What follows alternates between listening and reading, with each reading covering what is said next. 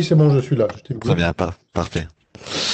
Très bien. Bonjour à tous et bienvenue donc à ce premier webinaire organisé par le service eHandvik, donc premier webinaire de l'année 2021, bien entendu. On est ravis de pouvoir vous accueillir aujourd'hui à cette occasion. On a aujourd'hui parmi nous donc en tant que speaker Monsieur Fabrice Croiseau, qui est donc CEO de Intech, qui fait partie du groupe Post. Je vais le laisser se présenter lui-même dans quelques instants. Merci déjà quand même d'emblée d'être avec nous et de prendre le temps. Merci pour Euh, l'invitation. avec plaisir. Si vous avez des questions tout au long de la séance, vous pourrez les poser à la fin. Donc, notez-les et posez-les à la fin. Je pourrais vous débloquer le micro donc à la fin de la séance pour vous poser vos questions oralement. Respectivement, si pour les plus timides, si vous préférez, il existe une option de poser vos questions par écrit. Normalement, en bas à droite dans votre menu, il y a une section questions-réponses où vous pouvez poser vos questions. Voilà, donc le sujet aujourd'hui, profiter de l'IT en toute flexibilité. Alors, qu'est-ce que la présentation ne bouge pas, attendez. Voilà. Donc rapidement, donc je vais faire une rapide introduction du service eHandvik, donc ce qu'on fait et pourquoi on est là aujourd'hui. Ensuite, il y aura une partie de présentation d'une petite demi-heure donnée par Fabrice. Et puis une quinzaine de minutes pour des questions et réponses sur tout ce qui a été présenté. Le service eHandvik, qu'est-ce qu'on fait? Eh bien, on fait en particulier donc on a trois piliers d'activité principaux. Le premier, c'est qu'on donne des conseils individuels aux entreprises, donc vous pouvez également en bénéficier si vous le désirez. Euh, Nous donnons des ateliers et des conférences comme aujourd'hui pour vous informer et vous instruire sur différents sujets de la digitalisation. Et nous produisons tout un tas d'articles, informations et brochures euh, pour vous aider aussi dans vos efforts de digitalisation. Donc, tout ça, vous pouvez le retrouver sous le site que vous voyez ici dessous, donc id.lu/ehandvik. Donc le conseil individuel, qu'est-ce que ça représente? Donc on fait en principe une visite dans votre entreprise. En ce moment, vu les conditions sanitaires, on fait cela par vidéo, mais on espère pouvoir très vite retourner dans les entreprises pour venir vous conseiller. On fait une analyse rapide de votre situation donc sur la digitalisation, et puis on vous donne un conseil qui vous est personnalisé, et on vous donne des informations supplémentaires, respectivement des idées sur comment continuer vos efforts de digitalisation. Le tout dure environ 1 heure et il n'y a pas de coûts supplémentaires qui vous tombent dessus car c'est couvert par votre cotisation annuelle auprès de la Chambre des métiers. Les ateliers, donc on en a prévu quelques-uns déjà pour le futur, à savoir donc le 16 février, nous aurons un webinaire au sujet du marketing d'influence, donc les influenceurs, et comment c'est aussi utile pour l'artisanat, donc en français.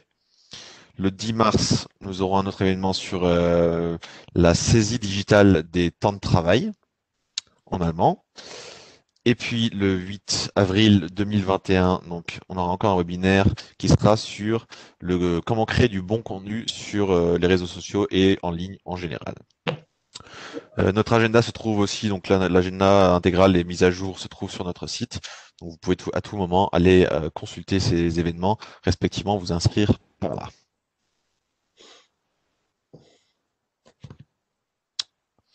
La présentation de pas, voilà. Ensuite, donc, nous produisons tout un tas de documents pour vous aider dans votre digitalisation. Donc, nous avons tout un tas de sujets que vous pouvez voir ici dans la première case en haut, que nous traitons. Et nous avons tout un tas aussi de témoignages, de fiches pratiques qui sont plus, on va dire, pratiques que les articles généraux que vous pouvez peut-être trouver en ligne. Tout cela, donc, encore une fois, vous pouvez le trouver sur notre site, donc id.lu/ehandvik. N'hésitez pas à vous servir. C'est là pour ça. Voilà, donc sans plus attendre, je vais passer la parole à Fabrice, qui va donc nous faire cette présentation au sujet de profiter de l'IT en toute flexibilité. Je vais te Parfait. passer la Hum, main, Fabrice. Une seconde. Voilà. Ok, donc maintenant je devrais pouvoir partager mon écran. ici. Donc, je pense que vous voyez maintenant mon écran. Et voilà. C'est bon? Oui, parfait. Ok, parfait.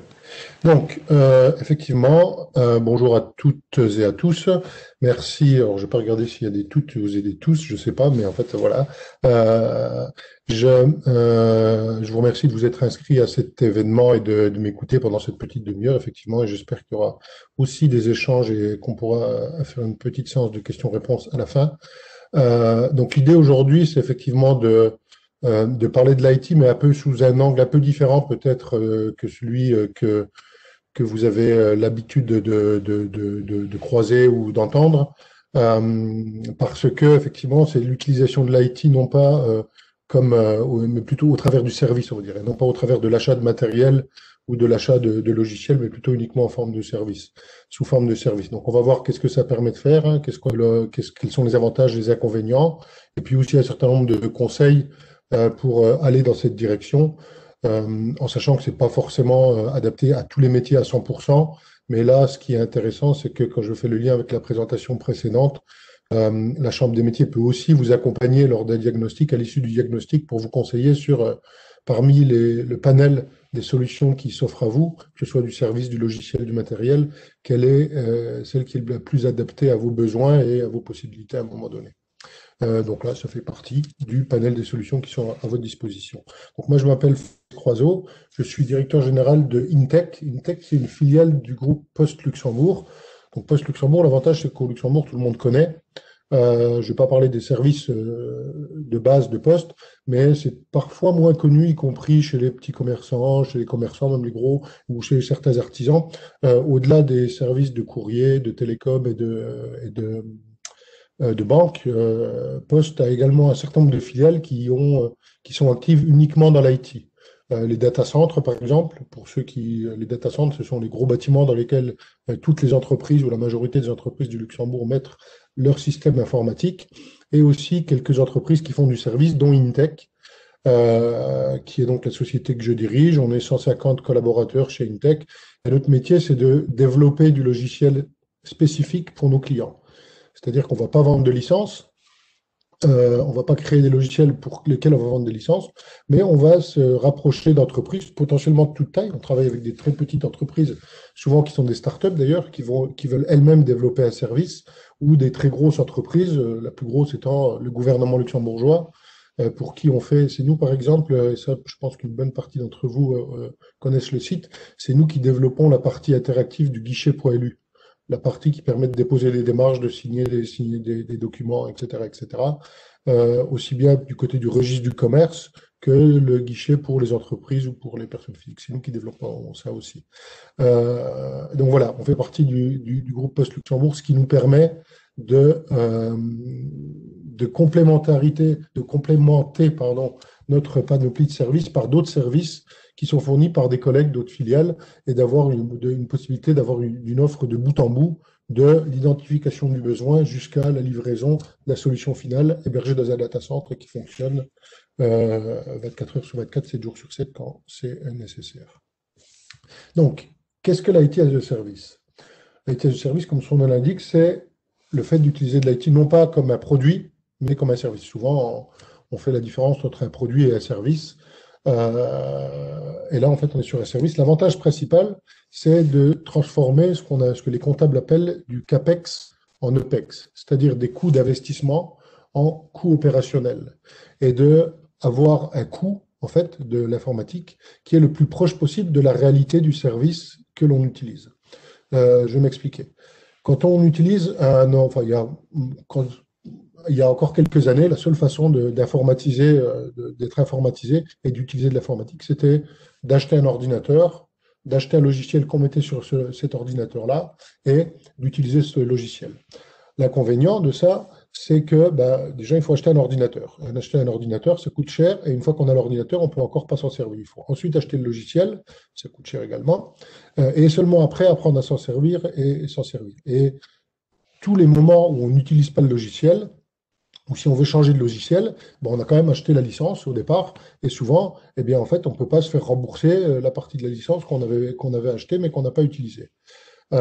L'idée de l'IT as a service, c'est justement de n'acheter ni ordinateur, ni logiciel, mais que d'acheter uniquement du temps d'utilisation d'un service.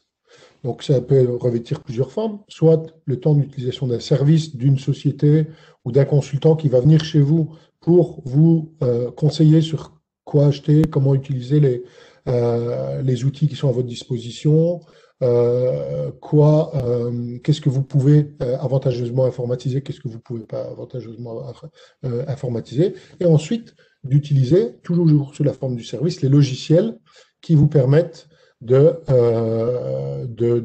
d'exploiter ce service-là, d'implémenter ce service-là. Mais encore une fois, les logiciels, vous n'utilisez pas le logiciel, mais vous utilisez le temps d'utilisation du logiciel. Et aujourd'hui, dans le cloud, on reviendra au cloud un tout petit peu après, mais dans le cloud, il existe des prestataires qui vous facturent à la minute d'utilisation des ressources qu'ils mettent à votre disposition. Alors que, encore une fois, je reviens, les entreprises qui utilisent un ordinateur, une fois qu'elles ont acheté l'ordinateur, il faut l'amortir, il faut le rentabiliser, l'utiliser le plus longtemps possible, on va dire. Idem pour les logiciels, y compris d'ailleurs les logiciels qu'on utilise dans le cloud. Quand, pour ceux d'entre vous, je ne sais pas s'il y en a, vous me direz après, qui utilisent les services du cloud, eh bien, en fait, on vous met des ressources à disposition et vous dites, moi, j'ai besoin d'une ressource de telle taille, un ordinateur qui a telle taille, telle caractéristique, de mémoire, de disque dur, de puissance de calcul. À partir de ce moment-là, on vous réserve ça pour vous et puis on vous laisse l'utiliser, que vous l'utilisiez ou pas. C'est-à-dire que même si vous avez le logiciel qui tourne mais que personne ne l'utilise, vous allez continuer à payer ce service. Quand on va jusqu'au bout de l'IT as a service, vous allez vraiment utiliser à la requête. Quand quand le service est utilisé, vous payez, et quand le service n'est pas utilisé, vous ne payez pas. C'est vraiment la requête. Ce qui vous permet de transformer des coûts d'investissement, du capital expense en anglais, CAPEX, en OPEX, operational OPEX, en coûts d'opération. Et donc, en fait, de faire en réalité des économies parce que vous immobilisez pas de matériel et vous immobilisez pas de capital non plus. Donc ça, c'est le concept général de l'IT as a service. Pourquoi aujourd'hui l'IT as a service est plus présent, on en parle de plus en plus que par le passé. Parce que quand on reparle de numérique, on parle souvent de digitalisation des entreprises, de numérique. Quand on parle de numérique, en fait, aujourd'hui, on a énormément de possibilités, de technologies qui sont disponibles. Certaines sont disponibles gratuitement, quasiment gratuitement, sont accessibles. Simplement, il faut savoir les mettre en œuvre. On va parler d'intelligence artificielle, les chatbots qui sont intéressants pour les entreprises qui travaillent directement avec des clients pour faciliter la communication avec des clients. Le cloud, les blockchains, des robots assistants sont des personnes en fait qui vont automatiser les tâches et qui vont faire des tâches pour les utilisateurs. Bon, je ne vais pas les passer tout en revue parce que ça prendrait plus que le temps qui nous est imparti si je voulais les expliquer chacune d'entre elles. Néanmoins, il y en a énormément. Et aujourd'hui, il est impossible pour une entreprise de taille raisonnable, y compris d'ailleurs pour les plus grosses entreprises, pour les banques, de maîtriser toutes ces technologies-là et d'être capable de les héberger, de les mettre en place elles-mêmes chez elles, sous la forme classique de j'achète l'ordinateur, je construis, j'achète le logiciel, je le paramètre et je l'utilise. Aujourd'hui, c'est juste impossible, surtout qu'en plus, chacune des technologies évolue hyper rapidement. Ce qui fonctionne aujourd'hui, ce qui est vrai aujourd'hui, ce sera complètement différent et ce sera plus vrai demain et on aura des nouvelles possibilités qui sont là. Et si on n'a pas préparé notre infrastructure informatique pour ces nouvelles possibilités, on va juste passer à côté. Donc, utiliser l'informatique sous forme de service, ça permet justement, au fur et à mesure des évolutions des technologies, de profiter de ces évolutions de façon plus fluide et de façon plus continue que si on était obligé d'acheter, de mettre en place nous-mêmes, ou encore une fois, d'immobiliser des ressources, parce que le temps d'immobilisation, y compris comptable, de la ressource est plus long que les vagues qui viennent les unes après les autres en termes de quelles sont les vagues de nouveaux services et de nouvelles possibilités. Ça, c'est une première chose. Une deuxième chose, c'est que aujourd'hui, l'IT est une commodité pour tout le monde. Il y a encore une vingtaine d'années, 20-25 ans, Les gens, chacun d'entre nous avait, enfin chacun, beaucoup de personnes avaient un ordinateur personnel qui est utilisé pour faire un peu surtout pour jouer d'ailleurs au départ. Ensuite, il y a eu Internet pour faire un peu d'Internet, pour faire un peu de courrier, et pas beaucoup plus. Aujourd'hui, tout le monde a un téléphone portable. Je suis sûr que tous ceux qui sont alors, en face de moi, mais de l'autre côté de leur écran, de votre côté de votre écran, vous utilisez l'intelligence artificielle tous les jours, peut-être sans vous en rendre compte, mais vous l'utilisez tous les jours. Si vous dictez, par exemple, un message à votre téléphone, ben ça, c'est de l'intelligence artificielle. Quand vous faites une recherche sur Google, il y a une partie d'intelligence artificielle. Pour ceux qui utilisent des objets connectés comme des thermostats ambiants, des choses comme ça, il y a de l'intelligence artificielle, il y a de l'Internet of Things. Donc, euh, aujourd'hui, en fait, c'est une commodité parce que on s'en rend compte, on l'utilise beaucoup sans s'en apercevoir. Ça, c'est pour les individus, en fait, en B2C. Chacun l'utilise. Et c'est pour ça que la grande réussite des GAFAM, les géants du web, c'est d'avoir réussi justement à démocratiser et à rendre utilisables par tout à chacun des technologies qui sont très, très, très complexes. Qui sont très complexes. Reprenons l'exemple de l'intelligence artificielle. On l'utilise tous. Néanmoins, moi, je fais régulièrement l'exercice. Je vais dans une banque, je vais dans des grosses chaînes de magasins.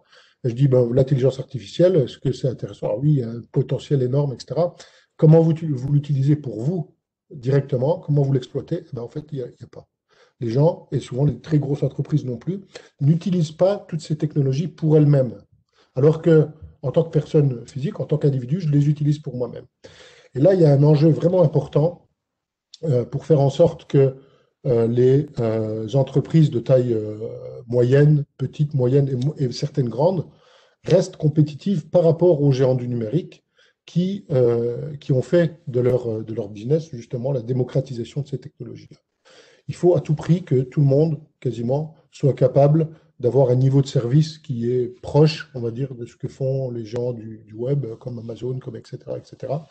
Ben, pourquoi? Parce que sinon, et les périodes malheureusement comme actuelles, comme le confinement, accélèrent tout ça, comme le Covid, pardon, qui produit du confinement accélère tout ça, le fait que ben, les gens utilisent les services qui sont facilement utilisables à distance, et des choses qu'on pensait impossibles il y a encore, ça je dis une banalité, parce que vous l'avez entendu tous mille fois, mais une chose qu'on pensait impossible il y a encore un an, comme le télétravail généralisé et systématisé pour tous, eh bien aujourd'hui c'est une commodité, c'est normal. On a tous, je pense, envie de retrouver nos collègues, de retrouver des interactions plus humaines, plus chaleureuses avec nos collègues. Néanmoins, on arrive à travailler à distance. Alors pour ceux dont le métier est compatible avec ça. Les restaurants, c'est pas le cas, les hôtels, c'est pas le cas, il y a tout un tas de métiers pour qui c'est plus compliqué.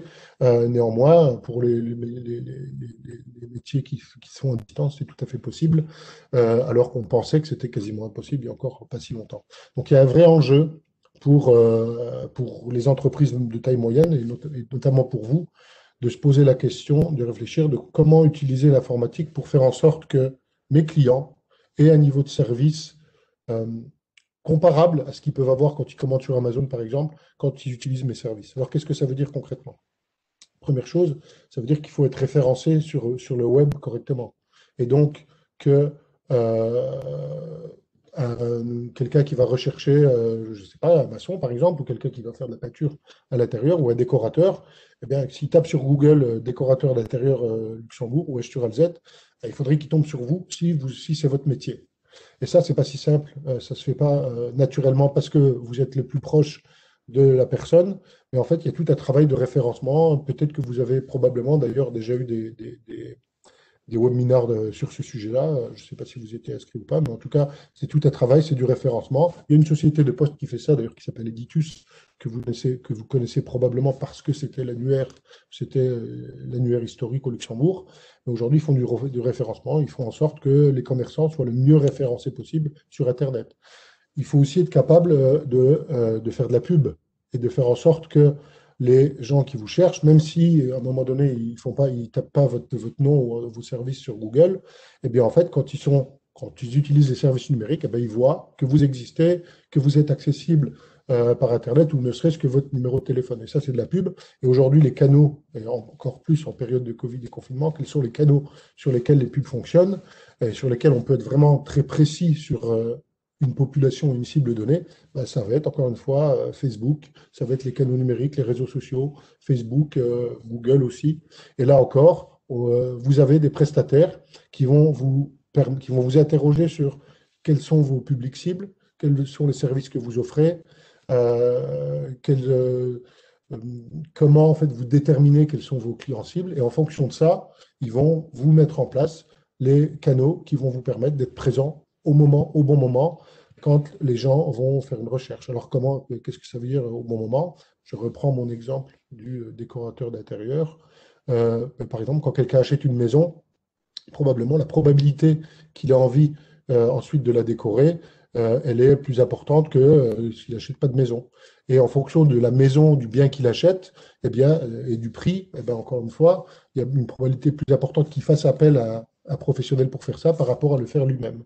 C'est comme ça, par exemple, qu'on va pouvoir déterminer, ah bah tiens, quelqu'un est en train de faire des recherches de biens d'exception ou d'appartements d'un certain standing à tel endroit. Eh bien, à un moment donné, ben, probablement, il va avoir acheté un appartement et il faudra lui proposer les services de décoration d'intérieur, si je me trompe là. Et c'est comme ça qu'on va pouvoir être présent sur le web. Et une fois que la présence est là et qu'on vous a trouvé, eh bien, en fait, il va falloir mettre en place un maximum d'interactions de façon multicanale. On parle de multicanal, c'est un mot un peu barbare, pour vous permettre d'interagir avec vos clients par tous les canaux possibles et le plus facilement possible. Tout ça, ça a l'air assez compliqué. Alors, je ne dis pas que c'est simple, mais l'IT as a service, c'est si vous faites appel aux professionnels qui maîtrisent tout ça, eh bien, en fait, ils peuvent mettre tout ça en place assez rapidement chez vous. Et aujourd'hui, en fait, il est beaucoup plus simple qu'il y a encore quelques temps pour être vraiment à la pointe de l'utilisation de tous ces services. Je refais encore un pas vers le personnel. Moi, je prends mon cas personnel. Bon, je trouve que c'est plus facile parce que je suis un professionnel de l'IT, mais ce que je fais pour moi, je pourrais tout à fait le faire pour un artisan, pour un petit commerçant, etc. Je prends la domotique, la question de la domotique. Donc, la domotique, c'est quoi? C'est l'automatisation des services à la maison. Il y a un certain nombre d'acteurs qui vendent des choses qui sont tout packagées, Netatmo pour le chauffage ou pour tout ce qui est station météo, Philips Hue pour les lampes. Il y a aussi des prestataires de volets roulants qui permettent d'automatiser tout ça. Donc déjà, ça, on peut automatiser un peu. Mais en fait, avec un tout petit peu plus d'expertise, eh bien, en fait, on peut regrouper tous ces services ensemble et avec une plateforme d'interopérabilité, rendre tous ces services interopérables et faire en sorte d'automatiser un maximum les choses. À la maison, en fait, j'ai mis en place, et ça m'a pas pris beaucoup de temps, encore une fois, et c'est accessible pour tout le monde qui s'y connaît un tout petit peu, donc c'est-à-dire avec l'aide d'un professionnel de l'IT et donc d'IT as a service, c'est pour ça que je donne cet exemple. Eh bien, quand le matin je me lève, je dis, je passe par Google parce que pour faciliter les interactions, je dis OK Google, on se réveille. Et bien en fait, il allume la chauffage, il allume la lumière de la cuisine et il allume la cafetière aussi. Tout ça automatiquement le soir quand je vais me coucher, ben, il éteint toutes les lampes, il éteint les lampes à l'extérieur, il coupe le chauffage aussi. Voilà, et tout ça automatiquement. Donc ça paraît du gadget, ça l'est en réalité, parce que c'est pas nécessaire, c'est simplement du confort, mais des choses qui apparaissent encore aujourd'hui pour certains comme de la science-fiction, parce que je suis souvent étonné par le nombre de personnes qui ne savent pas que c'est déjà possible de le faire aujourd'hui de façon complètement automatisée. Et ça, aujourd'hui, c'est possible, de par justement en agglomérant, en agglutinant tous les services d'intelligence artificielle, etc., etc. C'est déjà possible aujourd'hui, alors que ça paraissait de la science-fiction il y a encore peu de temps. Donc, quel est l'équivalent de domotiser complètement son installation pour un particulier, pour un artisan, pour un commerçant, pour etc. dans son métier? Ce sont les questions qu'un professionnel de l'IT va vous aider à adresser, à répondre et à agglomérer, à utiliser, à combiner tous les services possibles qui ne communiquent pas entre eux de façon naturelle, mais à les faire communiquer justement pour pouvoir être complètement digitalisé. C'est ça en fait la digitalisation. Les clients, je l'ai dit tout à l'heure, les personnes, vos clients ont l'habitude d'utiliser les services numériques, la digitalisation, le web, etc., etc. Le confinement, le Covid fait qu'ils les utilisent de plus en plus, qu'ils sont capables. Aujourd'hui, un exemple tout bête, moi, je vais pas chez un coiffeur, déjà, vous voyez que je ne vais pas chez un coiffeur du tout, mais en tout cas, chez les commerçants, le fait qu'un commerçant n'accepte pas de carte bancaire, c'est une raison suffisante pour que j'y aille pas. Une banque, Aujourd'hui, en fait, moi, j'utilise ma montre pour payer avec Apple Pay. Une banque qui ne supporterait pas Apple Pay, je changerais de banque. C'est pour ça que d'ailleurs que tous les banques, progressivement, vont supporter Apple Pay parce que mon réflexe est le même pour d'autres. Voilà. Et donc, vos clients, de plus en plus, sont habitués à utiliser les services et plus le temps va avancer, plus le fait que vous ne leur permettiez pas de payer à distance, de payer par le web, de prendre un rendez-vous par le web, d'annuler, de changer un rendez-vous, etc., etc., etc. Ça va être un frein, en fait, pour acquérir les clients et aussi être un frein pour utiliser même les services de l'État, les services publics. De plus en plus de démarches se font il est aujourd'hui possible de faire de plus en plus de démarches en ligne. Bientôt, il sera plus possible de les faire autrement qu'en ligne. En France, c'est déjà le cas pour les déclarations d'impôts. Aujourd'hui, en fait, il est plus possible de faire une déclaration d'impôt papier. Et les personnes qui ne savent pas utiliser l'ordinateur, elles ont toujours la possibilité d'aller à leur mairie ou de se faire accompagner pour faire les déclarations en ligne. Moi, je fais les déclarations de mon papa en ligne parce qu'il est 3G pour utiliser un ordinateur. C'est plus possible de faire autrement. D'où la nécessité de se poser la question de la digitalisation en fait, de ces services, parce que l'IT as a service, c'est une moyen d'accélérer la digitalisation de son entreprise et de ses services. Parce que, vos clients les utilisent de plus en plus et ça peut aujourd'hui être un avantage compétitif par rapport à vos concurrents. Demain, ça sera un désavantage compétitif de ne pas l'avoir. En fait, ça va vous faire perdre des clients. Aujourd'hui, ça peut vous en faire gagner. Bientôt, ça va vous en faire perdre. Idem pour les services en ligne. Aujourd'hui, vous pouvez accélérer et optimiser, être plus productif en utilisant les services en ligne qui sont à votre disposition, les liens avec votre fiduciaire, etc. Si les échanges, s'ils supportent, c'est aussi un métier qui est en pleine phase de digitalisation. Tous les comptables et toutes les fiduciaires ne supportent pas encore les services en ligne, mais bientôt de plus en plus le feront. Ça va vous permettre de gagner en productivité. Demain, eh ben, ça sera plus possible de faire autrement et vous allez être obligé de le faire. Et si vous ne savez pas le faire, ça va vous coûter beaucoup plus d'argent. Donc, quels sont les services? Là, on ne va pas rentrer dans le détail de ce formulaire. Je ne sais pas si le support sera disponible pour tout le monde après. Je pense que oui. Mais en fait, on a ici, on voit en bleu et en rouge. En bleu, ce sont les services qui, en fonction des modes de fonctionnement des entreprises, sont hébergés et gérés complètement par l'entreprise. Et en rouge, celles qui sont utilisées uniquement sous forme de service. Donc on va d'une informatique totalement on-premises, c'est-à-dire gérée par l'entreprise, où tout est géré par l'entreprise, y compris les applications, à du software as a service, où l'entreprise n'a plus d'informatique interne du tout. Tous les logiciels sont utilisés sous forme de service, sont connectés en fait à l'extérieur de l'entreprise, et la seule chose que fait l'entrepreneur ou l'informaticien de l'entrepreneur, c'est connecter tous ces services entre eux pour faire en sorte que les flux d'informations soient complètement fluides et complètement digitalisés. Alors ça paraît, et là en fait on a un certain nombre de services de services finaux qui sont euh, éligibles en fait à l'un ou l'autre. Alors certains sont disponibles qu'en software de service. La sécurité du système d'information, et ça la sécurité plus les informatiques, plus les entreprises sont digitalisées, plus la sécurité est importante parce qu'on peut se faire voler des clients, se faire voler de l'argent même, se faire voler tout un tas de choses si les systèmes ne sont pas sécurisés. Et il est plus facile de sécuriser en software as a service qu'en on-premises, parce qu'en on-premises, c'est vous qui êtes responsable de votre sécurité. En software as a service, à distance, eh bien c'est plus vous, mais c'est les prestataires. Ce qui fait que d'ailleurs, pendant la période de télétravail, les gens qui avaient déjà mis en place des systèmes de télétravail, etc., étaient moins...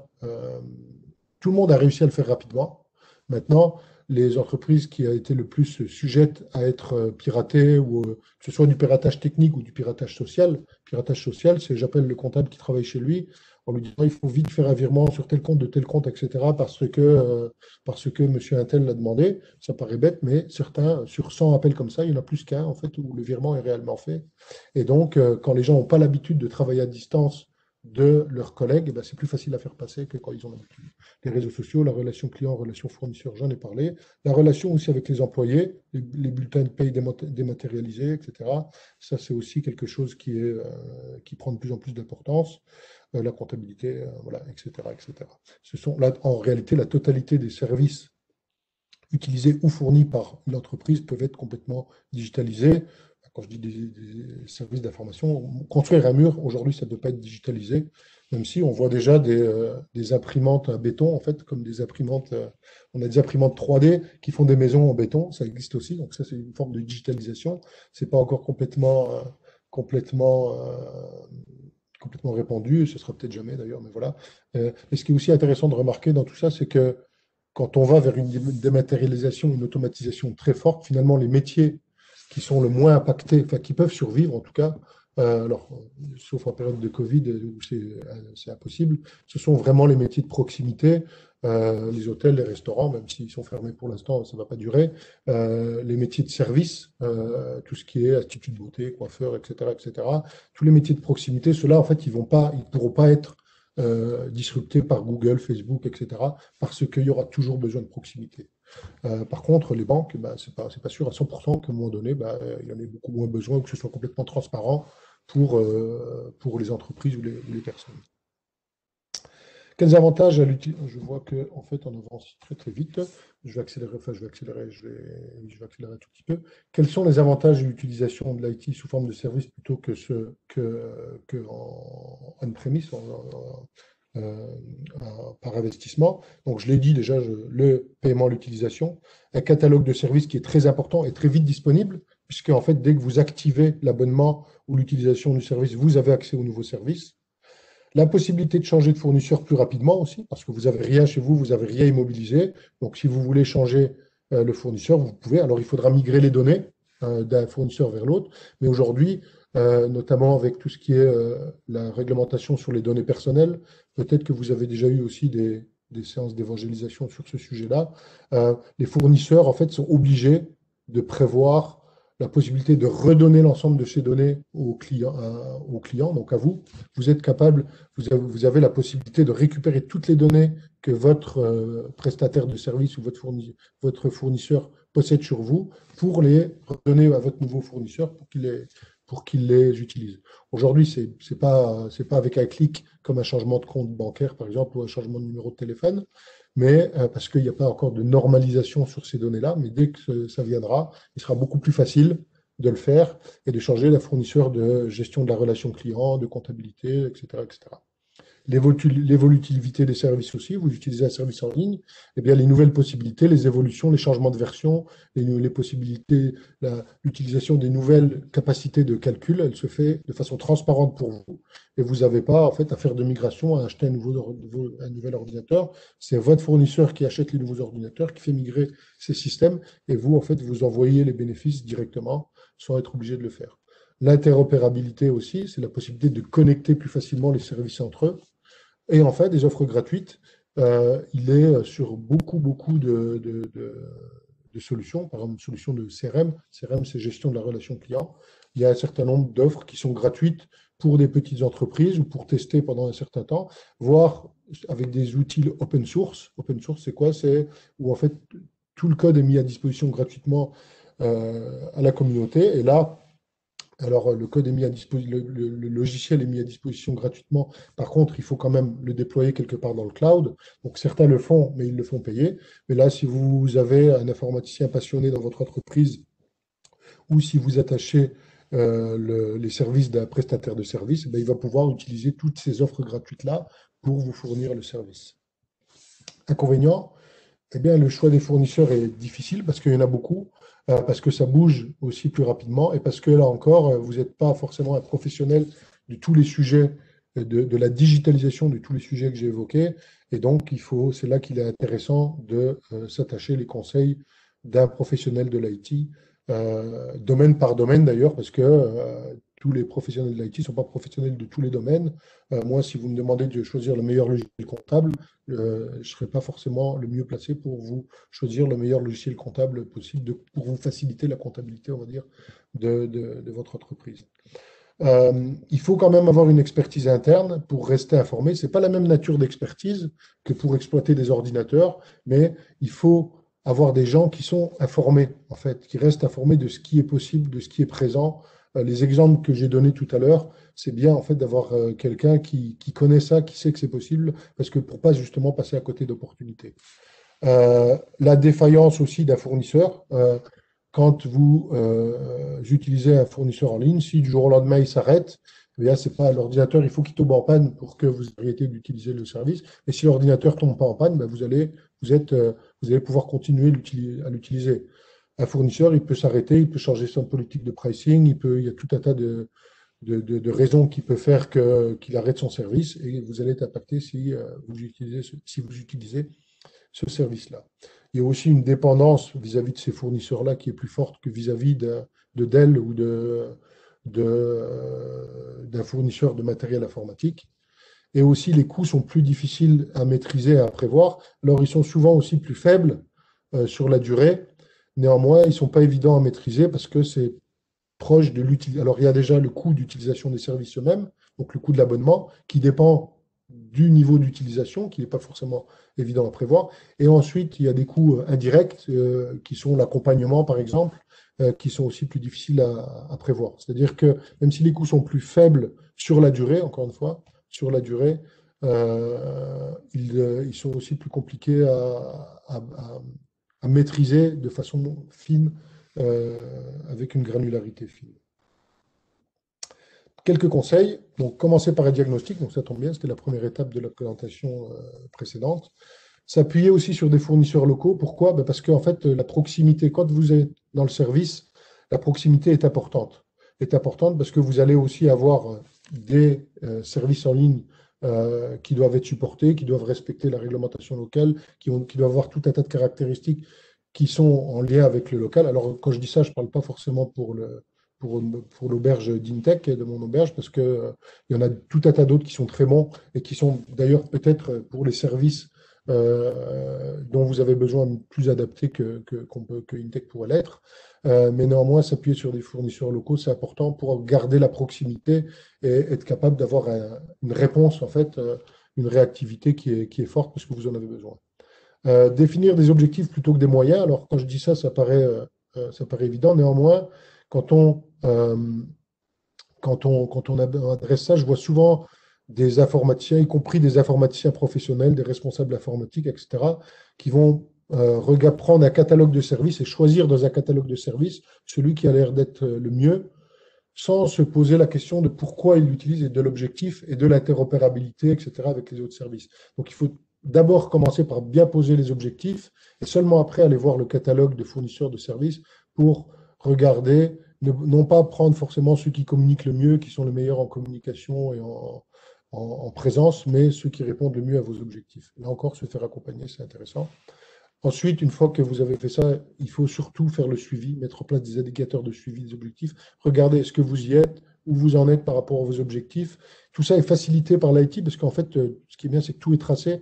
Donc, avec assez peu d'efforts, vous pouvez avoir en fait aussi un pilotage hyper fin de tout ce qui est du nombre de personnes qui sont, je parle d'un site web par exemple, ou Facebook, du nombre de personnes qui se sont connectées au site web, combien sont allées jusqu'au bout de la commande, combien sont arrêtées, combien sont allées jusqu'au paiement, combien n'ont même pas commencé, combien ont regardé quel produit. Vous pouvez avoir énormément de données.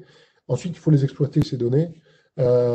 Et donc, là, c'est aussi une des possibilités qu'offre l'IT as a service, c'est d'avoir beaucoup, beaucoup de données qui vous permettent de faire une boucle de rétroaction sur votre activité et de piloter votre activité de façon plus fine. Tester avant d'adopter, c'est toujours possible. En fait, il y a toujours des possibilités d'essayer pendant quelques jours gratuitement avant vraiment d'adopter le service. Et là, il faut surtout pas hésiter. En fait, c'est possible de le faire avec des services en ligne et c'est beaucoup plus compliqué quand on doit acheter avant par définition. Donc il ne faut surtout pas hésiter de tester. Aussi, même si vous ne voulez pas acheter, pour regarder concrètement qu'est-ce qu'on peut faire. Si vous avez, par exemple, je reprends un gestionnaire de la relation client, et vous en avez en ligne, vous pouvez ouvrir des comptes gratuits, vous pouvez uploader les listes de clients, regarder ce qui est possible en fait pour améliorer tout ça. Et surtout, et ça je reviens avec le point des objectifs, essayer de définir une vision globale, une architecture globale de la digitalisation de votre entreprise pour ensuite avoir une démarche plutôt top-down. Donc, à partir de la vision globale, comment ensuite je vais choisir mes différents services et comment je vais les agencer ensemble et les faire parler ensemble et pas faire de picking parce que ça a l'air cool ou parce que le copain qui a le même métier que moi a choisi ce service-là et puis il a l'air d'en être content. Alors, c'est pas pour ça qu'il ne faut pas prendre non plus, mais c'est important de poser la question de la vision globale des services que vous voulez mettre en place. Et voilà, j'arrive à mon dernier slide. J'ai pas trop, si j'ai un peu dépassé le temps qui m'était imparti, je suis désolé. Je ne sais pas si vous avez des questions. Alors, il y a pas de souci pour le temps. On n'est pas à 5 minutes près. On avait commencé avec 5 minutes de retard. Donc, toute personne nous a quitté en cours de route. Donc, D'accord, ça a ça l'air va. d'aller. Alors, pour ceux qui ont des questions, donc vous pouvez, en bas à droite dans votre menu, vous avez un tout petit icône d'une main. Quand vous l'appuyez, ça va m'afficher que vous voulez poser une question. Je peux débloquer votre micro. Autrement, comme on disait au début, si vous avez des questions que vous préférez poser par écrit, vous avez aussi cette option dans la section questions et réponses que on répondra également sans problème. Je vous laisse quelques instants pour me signaler que vous voulez poser une question, respectivement de poser votre question par écrit. N'hésitez surtout pas à poser les questions. C'est déjà pas évident quand on est en présence, donc j'imagine que par distance, c'est plus compliqué encore, mais Alors, j'ai une question qui est rentrée par chat. Est-ce que vous recommanderiez l'IT as a service aussi pour les très petites entreprises? alors pour certains services, oui. Encore une fois, je prends. Alors après, il faudra voir le détail de l'entreprise, mais pour la gestion des clients d'une très petite entreprise, par exemple, utiliser un logiciel de CRM, Customer Relationship Management, comme bon, il y en a plusieurs, hein, voilà, mais utiliser un logiciel en ligne qui permet de gérer les clients, de communiquer avec eux par mail. Si vous avez un site web, parce que même pour les très petites entreprises, avoir un site web, c'est intéressant. Si vous avez un site web de détecter les interactions sur votre site web et de les relier avec des clients. Tout ça, c'est possible même pour les très petites entreprises. Et donc, ça peut permettre, encore une fois, de faciliter, parce que de digitaliser la relation, l'entrée en relation et la relation avec des clients. Et donc, c'est tout à fait possible aussi. Alors, ce n'est pas de l'IT as a service comme le ferait une banque ou une grosse entreprise, mais c'est j'utilise un software as a service en ligne pour digitaliser une partie de mon. Donc, oui. Et d'ailleurs, souvent, plus l'entreprise est petite et plus l'IT as a service fait du sens.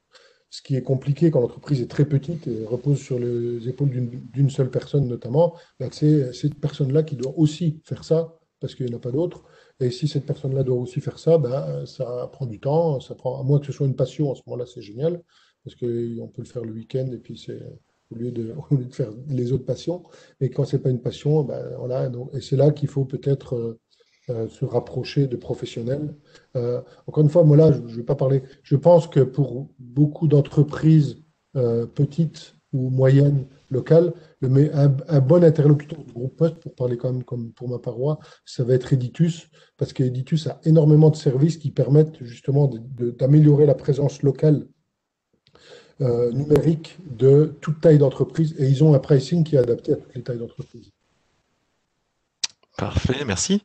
Alors, on a une question de Monsieur Charles Pavlikovski. Pardon si j'ai massacré un petit peu le nom. Donc, je vous ouvre le micro. Oui, Voilà. bonjour, Bonjour. Pavlikovski de la société Arulux. On est une petite société de construction des bâtiments.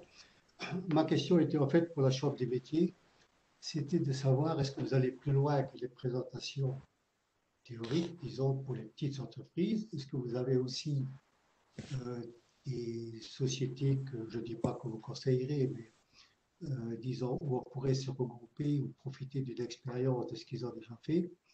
On s'est lancé en fait dans un service de facturation en ligne. Et ce qui m'intéresserait, ce serait éventuellement de savoir si au Luxembourg, on peut trouver des sociétés qui sont, disons, un peu dédiées au bâtiment ou à l'entreprise et qui fournissent ce genre de service en ligne. Parce Mhm. que ce qu'on a fait en fait sur Internet, c'est purement facturation. Donc j'ai pris ce qu'on trouvait depuis une semaine, on est en train de tester. Donc c'est uniquement le service en ligne qui n'est pas, disons, le service total, mais uniquement la location du soft, qui Mhm. permet de ne pas acheter un nouveau software pour la facturation, parce que le nôtre arrive en bout de course. Et bon, celui-ci est vraiment tout ce qu'on a besoin. En plus, il est orienté bâtiment. Mais le seul inconvénient, c'est, comme vous l'avez expliqué tout à l'heure, disons, la disponibilité des données. Donc, on peut rapatrier les factures, évidemment, devis, factures, on peut tout prendre en PDF, mais les données fines, disons, tout ce qui est au niveau téléchargement des quantités qu'on aurait commandées ou des quantités qu'on aurait utilisées, disons, les postes par facture, là, c'est impossible de le faire parce que c'est chez eux ou quelque part sur un serveur délocalisé. Et ça peut poser un problème ensuite si on veut changer de fournisseur. Bon, je suppose qu'ils partent du principe, si on change de fournisseur, on recommence à zéro les factures avec un autre. Mais quand même, on aura nos factures, mais on n'aura pas ce qu'il y avait à l'intérieur. Moi, j'ai pensé plutôt, est-ce que au niveau de la Chambre des métiers, il y a des possibilités de trouver des accords, des regroupements de petites entreprises au niveau de Luxembourg. C'était plutôt ça. Alors pour l'instant, on ne fait pas ça, mais on peut très bien en discuter, voir si on peut faire quelque chose là-dessus. Maintenant, comme dans nos rendez-vous qu'on fait, comme je vous expliquais au début, on peut donner des suggestions de quelques prestataires dont on sait qu'ils travaillent bien. Maintenant, forcément, en tant que chambre des métiers, on ne peut pas prendre position par rapport à, on peut pas vous dire prenez Oui, tel prestataire, bien sûr. Je vous propose, on pourra peut-être en reparler en dehors pour voir s'il y a quelque chose qu'on peut faire ensemble là-dessus. Euh, Moi, juste pour aussi compléter la réponse à la question, parce qu'il se peut que la même problématique arrive régulièrement pour les gens qui utilisent des logiciels à distance. Donc, effectivement, souvent, c'est PDF qui fonctionne. Parfois, on peut télécharger ce qu'on appelle des données structurées dans les fichiers qu'on appelle CSV, où là, vous pouvez exploiter les données. Pourquoi pas? Mais de plus en plus, les logiciels mettent à disposition ce qu'on appelle des API. En fait, API, c'est un nom un peu barbare, ça s'appelle Application Programming Interface. En fait, ce sont des moyens programmatiques d'appeler le logiciel pour récupérer des données. Et là, en fait, ce qui fait qu'on peut techniquement récupérer les données, simplement, il faut écrire un petit script. C'est là aussi où faire appel à un professionnel qui sait faire ce développement. Alors souvent, c'est pas le long, le développement à faire pour le faire, mais qui sait faire ce développement pour vous, va vous permettre de récupérer les données, en fait, et de les injecter dans le système dont vous avez besoin, ou alors d'automatiser les ponts pour pas avoir à tout ressaisir manuellement. Donc, regardez s'il n'y a pas quelque part une API, ou posez-leur la question, est-ce que vous avez une API pour accéder aux données? Puis peut-être qu'ils vous répondront oui, et à ce moment-là, ce que vous recherchez deviendra possible. Ok, Ça répond à merci. votre question? Très bien. Oui, merci. Est-ce qu'il y a d'autres questions? Ouais, monsieur Silva, là, je ne sais pas s'il veut poser une question. Alors, je pense qu'il voulait juste dire qu'il nous remerciait pour le webinaire et qu'il s'informait. Je ne vois pas d'autres questions pour l'instant.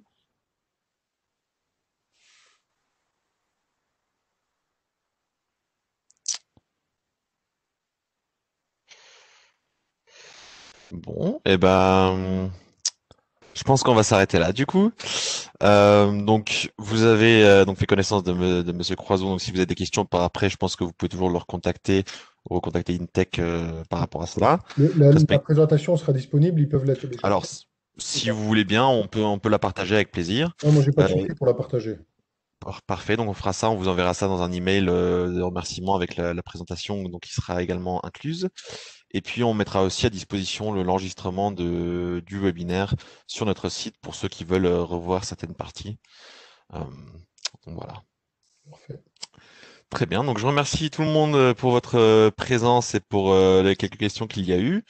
J'espère que ça vous a plu, que ça vous a informé, instruit sur le sujet. Et puis, nous vous souhaitons donc bon courage et bonne réussite dans vos efforts de digitalisation.